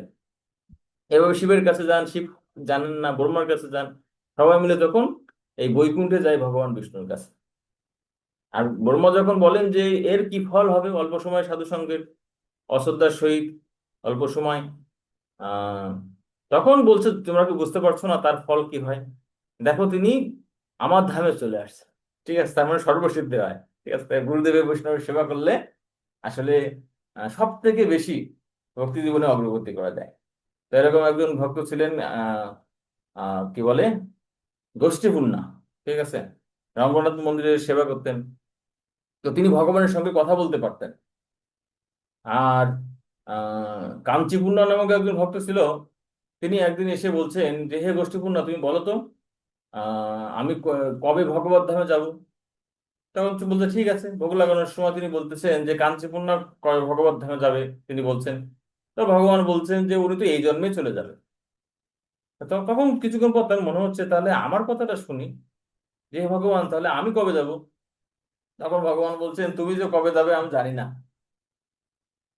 তো গোষ্ঠীপূর্ণ বলতেছেন যে আসলে আমি তোমার সেবা করি, তোমার সাথে কথা বলি সরাসরি, আমি কবে যাব তুমি জানো না। আর গোষ্ঠীপূর্ণা, সে তো আর তো মন্দিরের সেবা করে না, আর সে এই জন্মে চলে যাবে, কারণ কি। তখন বলছে তুমি তো আমার সেবা করো, আর গোষ্ঠীপূর্ণা তার গুরুদেবের সেবা করে, তার ভক্ত আমার ভক্তের সেবা করে, তাই ও এই জন্মে যাবে এটা নিশ্চিত। আর তুমি যেহেতু আমার সেবা করো, আমার ভক্তের সেবা করো না, তুমি তো মন্দিরে পূজারি, তাই তুমি কবে যাবে এটা আমি জানি না। তখন তিনি বলছেন যে ঠিক আছে, তাহলে আর আমি তোমার আর সেবা করতে পারবো না, থাকলো ঝোলা চললো ভোলা। ও তখন মন্দির থেকে বেরিয়ে আসে। তারপরে একজন ভক্তের সঙ্গ পায়, এবং সেখানে তাদের হচ্ছে গরুকে এই করতেন, মানে রাখাল হিসেবে তিনি কাজ করতেন। তো একদিন গরু হারিয়ে যায়।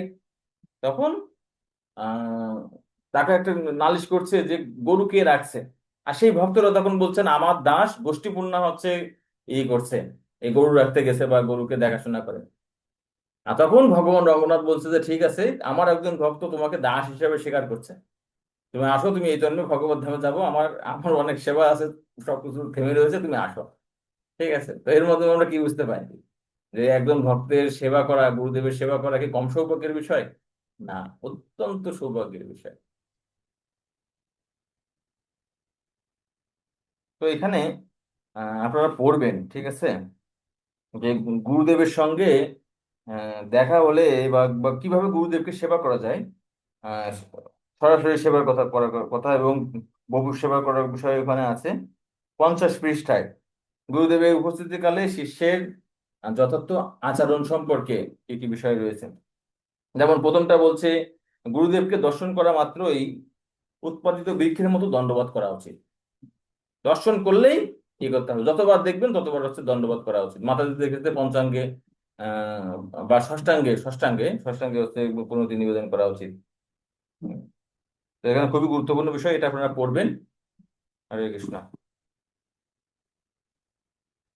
তো এখানে আহ যে কেন আমাদের গুরুদেবের সেবা করতে হবে সে সম্পর্কে সনাতন গোস্বামীকে মহাপ্রভু বলছেন যে, সনাতন, যদিও তুমি জগৎ পাবন, যদিও তোমার স্পর্শে দেবতা ও মুনিরাও পবিত্র হয়, তবু ভক্তের স্বভাব হচ্ছে মর্যাদা রক্ষা করা।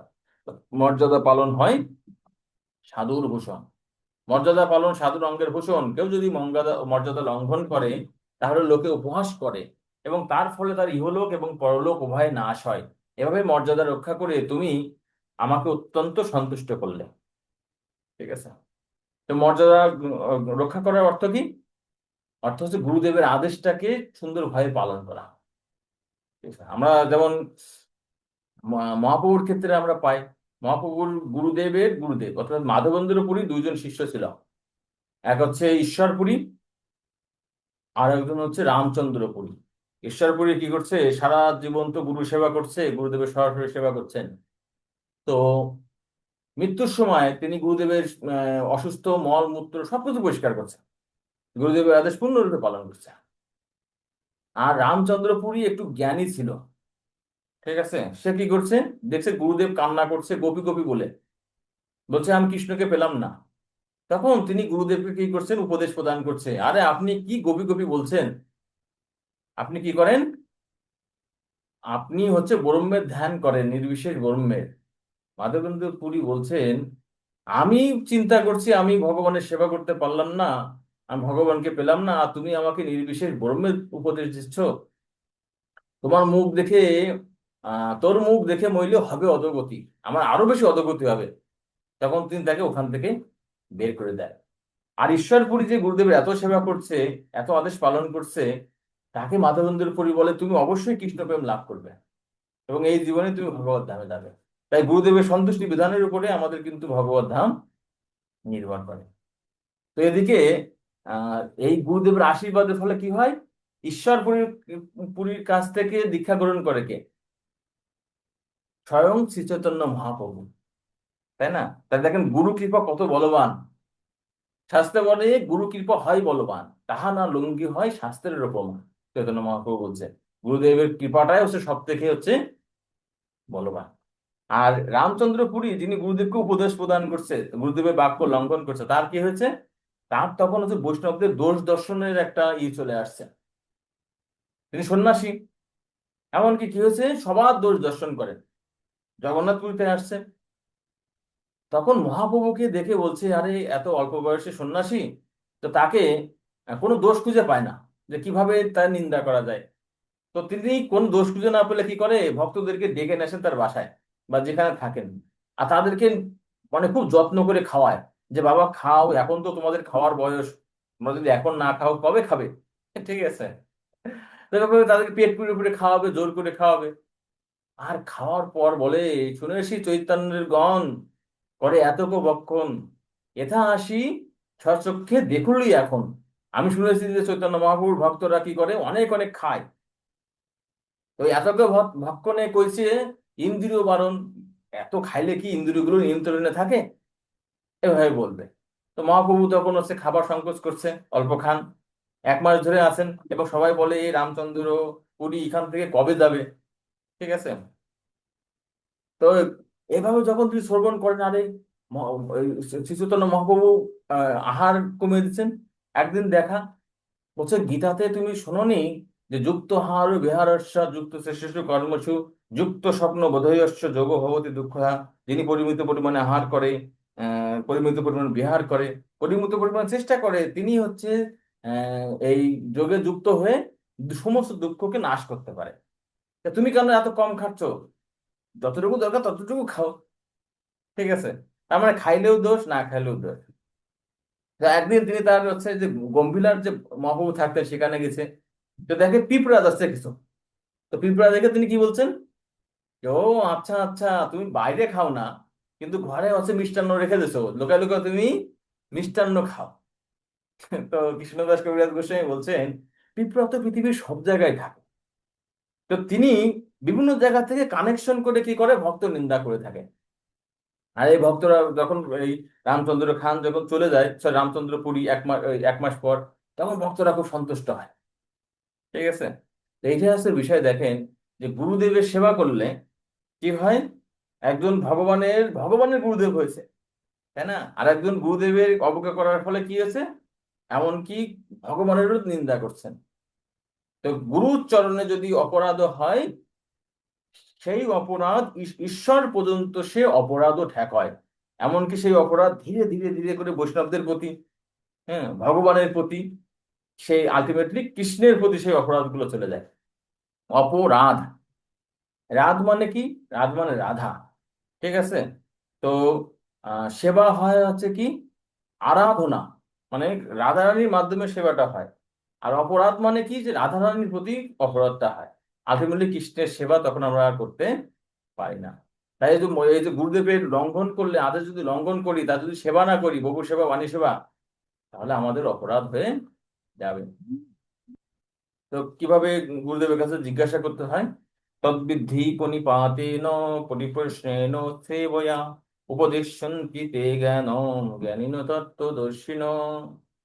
এখানে বলছে সদ্গুরু শরণাগত হয়ে তত্ত্বজ্ঞান লাভ করার চেষ্টা করো, বিনম্র চিত্রে প্রশ্ন জিজ্ঞাসা করো, অকৃত্রিম সেবার দ্বারা তাকে সন্তুষ্ট করো, তাহলে তোমাকে তত্ত্ব জ্ঞান উপদেশ দান করবে।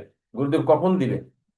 তদ্বিদ্ধি পণিপাতেন, গুরুদেবকে প্রণাম করতে হবে, দণ্ডবত নিবেদন করতে হবে, অর্থাৎ গুরুদেবের চরণের পূর্ণ আত্মসমর্পণ করতে হবে। মানস দেহ গেহ যোগ তোহা মোর অর্পিল তোহা পদে নন্দ কিশোর, সবকিছু গুরুদেবের কাছে সমর্পণ করতে হবে, আমার কাছে কিছুই রাখা যাবে না। তো পরিপ্রশ্নেরও সেবা, গুরুদেব কাছে যে প্রশ্ন করতে হবে, জাগতিক প্রশ্ন করলে হবে যে গুরুদেব আমার টাকা পয়সা কোন ব্যবসায় লাগাবো, গুরুদেব আমার সন্তানের রোগ হয়েছে সেটা হচ্ছে কিভাবে সারবে।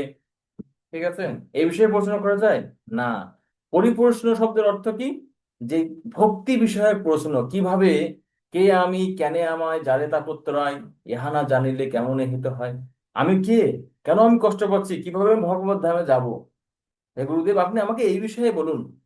সাধ্য সাধন তত্ত্ব পুষিতে না জানি, কৃপা করি সব তত্ত্ব কহত আপনি।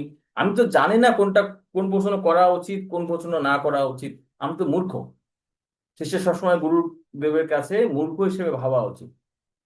ঠিক আছে, এইভাবে জিনিস গুরুদেবের সেবা করবেন, উত্তম প্রশ্ন করবেন, তখন গুরুদেব আমাদেরকে আহ এই আমাদের জ্ঞান উপদেশ দান করবে। এমনকি আমরা গীতার শ্লোকটা দেখলাম, শ্রীমৎ ভাগবতেও শৌনকাদি ঋষি সুত গোস্বামীকে বলছেন, ঠিক আছে, সৌম্য তৎ সৌম্য তৎ সর্বম, বলছে আহ আহ, গুরুব গুজ্জম অপিউত, গুরুদেব গুজ্জ উপদেশ কাকে দান করেন? ঠিক আছে, গুরু স্নিগ্ধ শিষ্য, যারা হচ্ছে স্নিগ্ধ শিষ্য, তৎপর শিষ্য, তাদেরকে গুরুদেবরা হচ্ছে জ্ঞান উপদেশ দান করে। ভাগবতের শ্রোতারা স্পষ্টভাবে তার অর্থ হৃদয়ঙ্গম করার জন্য প্রবক্তার কাছে প্রশ্ন করতে পারেন, তবে তা কখনোই উদ্ধত মনোভাব নিয়ে করা উচিত নয়। ভাগবতের বক্তা এবং সেই বিষয়ের প্রতি শ্রদ্ধাশীল হয়ে বিনীত হয়ে প্রশ্ন করা উচিত। গুরুদেবের কাছে আমি জিজ্ঞাসা করব, কিন্তু গুরুদেবকে কি ঠকানোর জন্য প্রশ্ন করলে হবে, যে না আমি এমন প্রশ্ন করব যে গুরুদেব উত্তর দিতে পারবেন না? তো গুরুদেব কিন্তু এর উত্তর কিন্তু জানেন। ঠিক আছে, প্রত্যেকটা বিষয়ে গুরুদেব হচ্ছে ওয়াকিবহাল। ঠিক আছে, তাই আমাদের বিনীত মনোভাব নিয়ে যথার্থ প্রশ্ন করা উচিত। তখন গুরুদেব হচ্ছে আমাদেরকে সেই জ্ঞান উপদেশ প্রদান করে থাকে। সেই পন্থা ভগবদ গীতাতেও নির্দেশিত হয়েছে। যথার্থ তত্ত্বদর্শের কাছে বিনীতভাবে শ্রবণ করার মাধ্যমে এই অপ্রাকৃত জ্ঞান লাভ করতে হয়। তাই নৈমিষারণ্য ঋষিরা গভীর শ্রদ্ধা সহকারে বক্তা সুত গোস্বামীকে সম্বোধন করেছিলেন। তো শিল প্রভুপাদ এখানে বলছেন পারমার্থী জিজ্ঞাসু হতে হবে। পারমার্থীকে জিজ্ঞাসু হতে হবে, অর্থাৎ সাগ্রহে পারমার্থিক জীবন সম্বন্ধে সদ্গুরুর কাছে অনুসন্ধান করতে হবে। শাস্ত্রে আছে পড়াশুনো সবসময় পরাবিদ্যা সম্বন্ধীয় হওয়া উচিত। জিজ্ঞাসু ছেড়েও উত্তমম। উত্তমম শব্দের ব্যবহার করা হচ্ছে কারণ সেই বিদ্যা জড়াতীত। তম মানে হচ্ছে অন্ধকার বা অবিদ্যা, আর উত মানে অতীত। সাধারণ মানুষ মাত্রই জড় বিষয়ে অনুসন্দেশ্য। সাধারণ মানুষ গিয়ে গুরুদেবের কাছে সাধু দেখলে কি বলে, যে বাবা সাধু বাবা আশীর্বাদ করেন। শিল প্রভুপাদকে এরকম বলছে যে প্রভুপাদ আশীর্বাদ করেন, ঠিক আছে। তখন তিনি বলছেন আমার আশীর্বাদ মানে কি জানো? বলছে কি প্রভুপাদ? প্রভুপাদ বলছে যে ঠিক আছে সবকিছু ছেড়ে দিয়ে আমাদের সাথে যুক্ত হও, এটাই হচ্ছে প্রকৃত আশীর্বাদ। তার মানে তুমি সবকিছু ছেড়ে ব্রহ্মচারী হয়ে যাও। যখন সে বলছে না না না প্রভুপাদ ঠিক আছে, আপনি আমাদের কৃপা করবেন, তিনি সেখান থেকে পালিয়েছেন।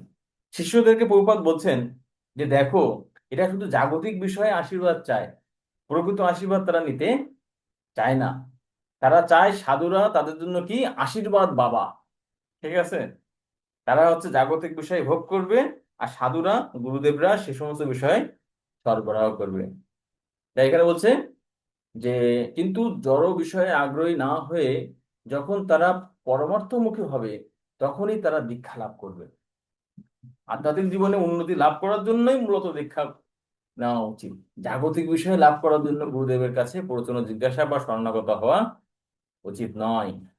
তো বাণী সেবার বিষয়ে এখানে বলছে যদিও জড়জাগতিক দৃষ্টিতে কৃষ্ণ কৃপা শ্রীমূর্তি ছিল ভক্তি সিদ্ধান্ত সরস্বতী ঠাকুর প্রভুপাদ 1937 সালের ডিসেম্বর মাসের শেষ দিন এই জড়জগৎ থেকে অপকট হয়েছেন।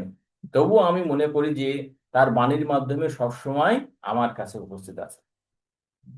তো বাণী সেবা কি? বাণী সেবা হচ্ছে চিরন্তন, কোনো পরিস্থিতির কারণে বাণী সেবা বিঘ্নিত হয় না। তো শিল প্রভুপাদ বলছেন সঙ্গ দুই প্রকার, বাণীর মাধ্যমে এবং বপুর মাধ্যমে। বাণী মানে নির্দেশ এবং বপু মানে দৈহিক উপস্থিতি। দৈহিক উপস্থিতি কখনো প্রকট এবং কখনো অপ্রকট, কিন্তু বাণী নিত্য বর্তমান। তাই দৈহিক উপস্থিতির উপর সম্পূর্ণ নির্ভর না করে বাণীর যথাযথ সদ্ব্যবহার করা আমাদের কর্তব্য, ঠিক আছে। বাণী সবসময় থাকবে, বাণী কখনো অপ্রকট হয় না। যেমন শ্রীমদ্ ভগবদ গীতা শ্রীকৃষ্ণের বাণী। শ্রীকৃষ্ণ যদিও 5000 বছর আগে এখানে উপস্থিত ছিলেন এবং বর্তমানে জড়জাগতিক দৃষ্টিভঙ্গিতে তিনি তার বপুর মাধ্যমে উপস্থিত নেই, কিন্তু শ্রীমদ্ ভগবদ গীতা রয়েছে। বাণী সর্বদাই বর্তমান, যেমন ভগবদ গীতা এখন রয়েছে। যা হোক, যদি গুরুর দৈহিক সঙ্গের কথা বলতে হয় তখন দেখা যাবে যে আমি আমার গুরু মহারাজের সাথে 4 থেকে 5 বার সাক্ষাৎ করেছি, কিন্তু আমি এক মুহূর্তের জন্য তার সঙ্গ ছাড়িনি। যেহেতু আমি তার শিক্ষা অনুসরণ করছিলাম, তাই আমি সেই বিচ্ছিন্নতা অনুভব করিনি। ভারতে আমার কিছু গুরু ভ্রাতারা আছেন যারা অবিরত গুরু মহারাজের সঙ্গ করেছে, কিন্তু এখন তার নির্দেশ অমান্য করছে। এই অবস্থাটা ঠিক রাজার কোলে যে ছারপোকা বসে আছে তার মতন। সে তার অবস্থানের প্রতি মিথ্যা অহংকারে আঙ্গুল ফুলে কলা গাছের মতো মনে করতে পারে, কিন্তু সে রাজাকে সামান্য একটা কামড় দেওয়া ছাড়া আর কি বা করতে পারবে। সেবার মাধ্যমে সঙ্গ করা থেকে ব্যক্তিগত সঙ্গ ততটা গুরুত্বপূর্ণ নয়। এখানে বুঝতে পারছি যে আসলে সরাসরি সেবা করার থেকে বাণী সেবাটা বেশি গুরুত্বপূর্ণ। কেন? তো সরাসরি সেবা করতে গেলে কি হয়, দীর্ঘদিন যদি আহ আমি গুরুদেবের সঙ্গে সরাসরি সেবা করি তখন কি হবে, অনেক সময় দেখবেন যে যখন দীর্ঘ আহ সম্পর্ক বা ঘনিষ্ঠতা কি করে সম্পর্ককে কিন্তু পাতলা করে দেয়, তাই না? যখন মাঝে মাঝে দেখা হয় ই হয় তখন কিন্তু একটা সম্ভ্রম থাকে, মর্যাদা থাকে। কিন্তু কাছাকাছি অনেক দিন ধরে আছে তখন কিন্তু দেখুন বিভিন্ন দোষ ত্রুটি অনেক কিছুই আমরা দেখি।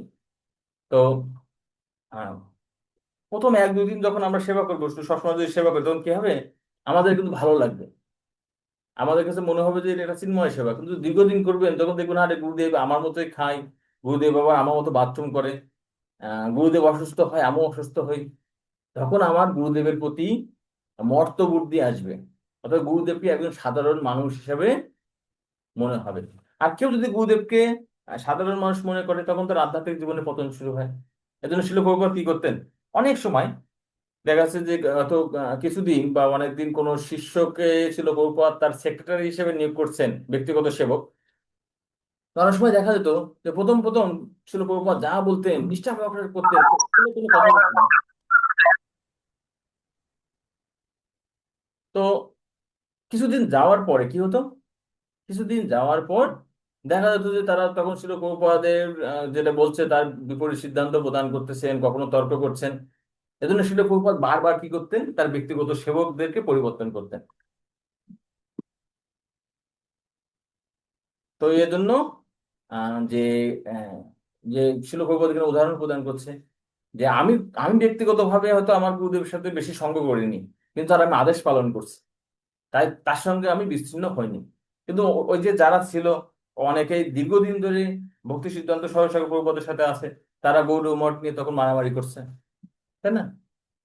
তো কোনটা বেশি গুরুত্বপূর্ণ? বলছি যে বাণীটাকে মানা। ঠিক আছে। তো এখানে শিল প্রভুপাদ বলছেন শেষ কোটেশন, আমার থেকে দূরে থেকে এই বিরহেও সুখে থেকো। আমি সেই 1936 সাল থেকে আমার গুরু মহারাজ থেকে দূরে আছি, কিন্তু যেহেতু আমি তার নির্দেশ মতো সেবা করছি, তাই আমি সবসময় তার সাথেই আছি। জয় শিল প্রভুপাদ কি। তো আমরা এখানে আলোচনা করলাম গুরুদেবের বপু এবং বাণী সেবার ক্ষেত্রে। বপু সেবা মানে দৈহিকভাবে সেবা করা, আর বাণী সেবা মানে নির্দেশ পালন করা। তো সেই সঙ্গে আমরা জানলাম যে বপু সেবার ক্ষেত্রে অনেক ধরনের অপরাধ হতে পারে, আর বপু সবসময় থাকে না, আর বাণী চিরন্তন। তাই বাণী সেবাটাই বপু সেবার থেকে বেশি গুরুত্বপূর্ণ। তো ঠিক আছে, আমরা এখানেই রাখছি।